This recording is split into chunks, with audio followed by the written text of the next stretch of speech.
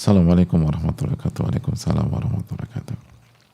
Semoga Allah merahmati Imam Nawawi, guru beliau, serta para ulama. Semoga Allah melindungi, menjaga, melimpahkan nikmat yang luas untuk Ustadz, keluarga, tim, serta para jamaah kajian. Amin ya rabbal alamin wa iyyakum. Begitu juga yang bertanya. Ustadz, saya izin bertanya, apakah pemuda yang dinaungi oleh Allah Subhanahu wa taala termasuk juga dari golongan perempuan? Oh, kenapa enggak pemudi gitu ya? Kenapa pemuda, Ustadz? Pemudinya mana?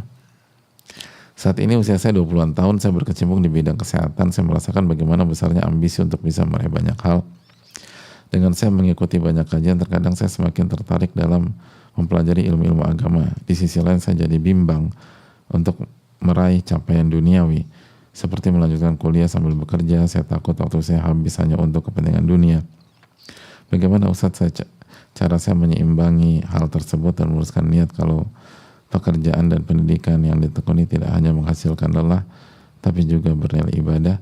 Mohon nasihatnya Ustadz, semoga Allah mudahkan Ustadz untuk menjawab. Jazakallahu khairan wa iyyakum. Assalamualaikum warahmatullahi wabarakatuh. Waalaikumsalam warahmatullahi wabarakatuh. Jazakallahu atas pertanyaannya. Waalaikumsalam warahmatullahi wabarakatuh. Bagaimana, para pemudi masuk nggak? Masuk, hadirin.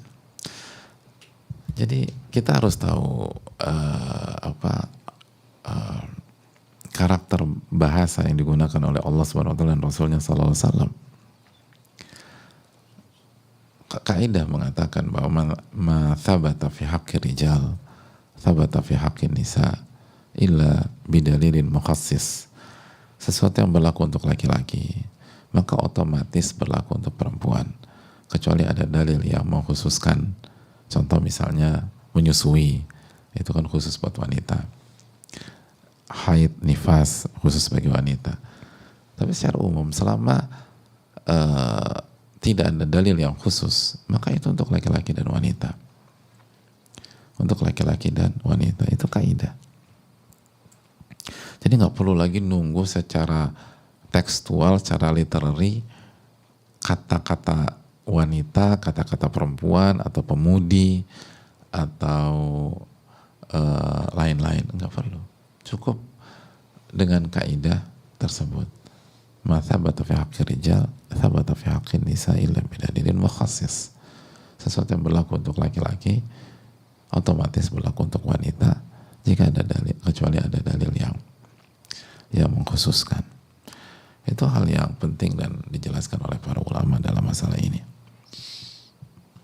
Makanya pentingnya kita belajar ilmu ushul fikih, tapi bukan untuk orang umum ya, ini untuk orang yang punya kapasitas dan mendalami. Dan di antara dalam ilmu ushul fikih ada dalalatul alfaz.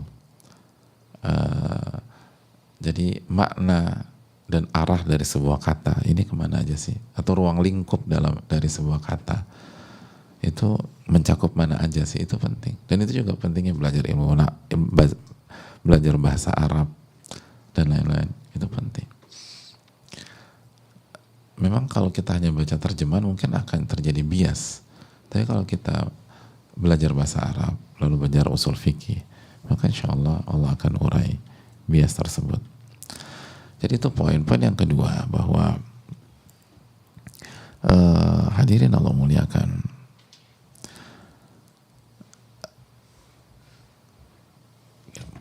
Nabi SAW ketika memberikan perumpamaan kebersamaan orang-orang beriman, Nabi SAW bersabda, kalbunyan yashuddu ba'duhum ba'dah. Orang-orang beriman itu seperti sebuah bangunan, saling melengkapi satu dengan yang lain. Dan ini adalah ilustrasi yang sangat indah dan simpel, sederhana tapi dalam. Bangunan, hadirin. Bangunan itu emang isinya pasir semua.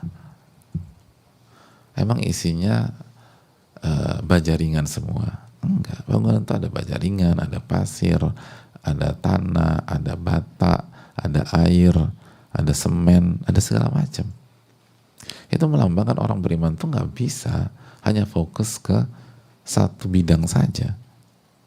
Orang beriman tuh harus ada yang jadi kalau harus ada yang jadi air, harus ada yang jadi baja ringan, harus ada yang jadi batako, harus ada yang jadi semen, harus ada yang jadi pasir, harus ada yang jadi terus demikian. Itu harus ada yang berjuang di dalam ilmu agama, dan ilmu agama juga bertingkat bervaria atau berkelas, berbentuk bermacam-macam. Ada yang fokus ke fikih, ada yang fokus ke hadis, ada yang fokus ke sirah, ada yang maksudnya jadi spesialisasi ya. Adapun memahami ilmu tersebut secara dasar, pada dasarnya kita harus tahu ilmu-ilmu tersebut. Tapi untuk menjadi spesialisasi, ada spesialisasi ini dan itu, spesialisasi akidah dan lain sebagainya.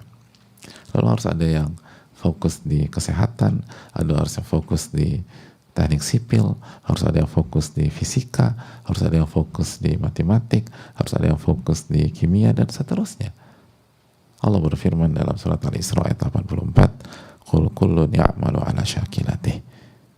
Katakanlah setiap orang itu beramal sesuai dengan perannya masing-masing, bidangnya masing-masing. Gak bisa dipukul rata. Dan itulah sahabat Nabi SAW. Nabi SAW tidak mengharuskan Khalid bin Walid belajar hadis sedalam Abu Hurairah, sebagaimana Abu Hurairah tidak disuruh belajar seperti Khalid bin Walid. Semua demikian, hadirin sekalian. Semua beda-beda. Semua berkiprah dan beramal sesuai dengan bidangnya, bakatnya. Tapi semua ditujukan untuk kehidupan akhirat, dan dunia dijadikan jembatan. Dan semua berusaha mencapai tingkatan tertinggi di bidang masing-masing, bukan karena ambisi dunia, tapi karena ingin mencari cinta Allah.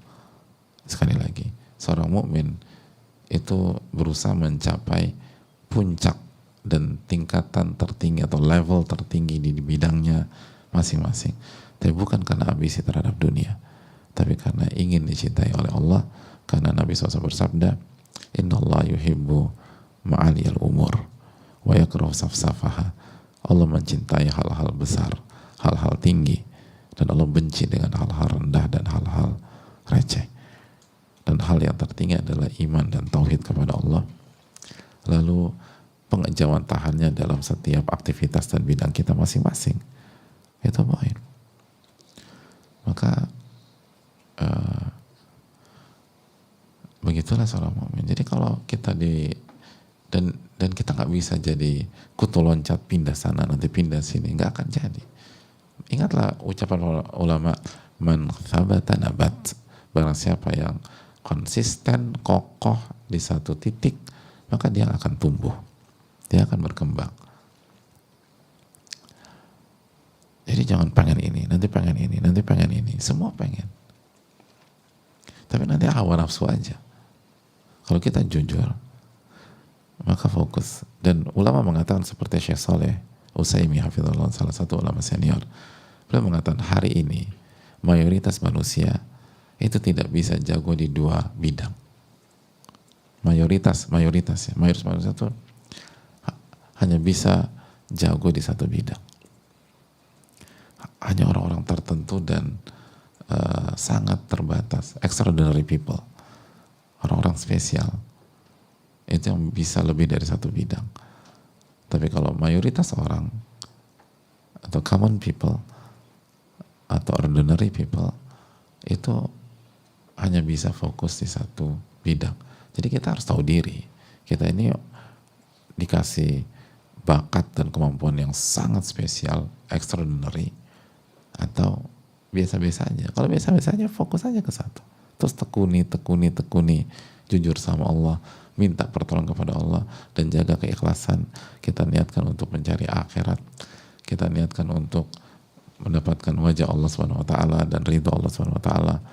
Lalu fokus di sana, pelan-pelan dijalani bertahun-tahun. Dan kalau kita kesehatan, kita niatkan untuk juga bantu orang agar Allah bantu kita. Kita niatkan untuk menyayangi masyarakat agar Allah sayang sama kita. Jadi semua tujuannya itu mencari ridho Allah Subhanahu wa ta'ala, maka biidznillah Allah akan berkahi dan akan bernilai ibadah. Dan kita kerjakan itu dengan nawaitu dan dengan amalan hati, karena Allah menghalalkan. Artinya kalau Allah haramkan bidang ini, saya nggak akan kerjakan. Ini karena dihalalkan oleh Allah, saya kerjakan. Maka kita akan dapat pahala dari sisi menghalalkan apa yang Allah halalkan dan mengharamkan apa yang Allah haramkan. Dan ini masalah tauhid, ini masalah akidah, dan kita akan dapat pahala yang besar dari sisi ini. Jadi kita kerjakan ini bukan karena kita suka, bukan. Kita kerjakan hal ini bukan ini passion, sebatas ini passion kita. Saya kerjakan bidang ini karena Allah yang halal, karena Allah halalkan. Kalau Allah haramkan, saya akan tinggalkan walaupun ini passion saya. Kalau Allah haramkan ini, saya akan tinggalkan walaupun ini hobi saya. Kalau Allah haramkan ini, saya akan tinggalkan walaupun ini bidang saya. Jadi punya niat itu. Dan kita bersyukur, bidang kesehatan salah satu bidang yang ditekankan oleh para ulama, khususnya Al-Imam Asy-Syafi'i rahimahullah ta'ala. Jadi ini pahala besar kalau kita jujur kepada Allah tabaraka wa ta'ala. Saya rasa cukup, semoga Allah memberikan taufik kepada kita. Subhanallah, la ilaha illa anta, astaghfiruka wa atubu ilaik. Assalamualaikum warahmatullahi wabarakatuh.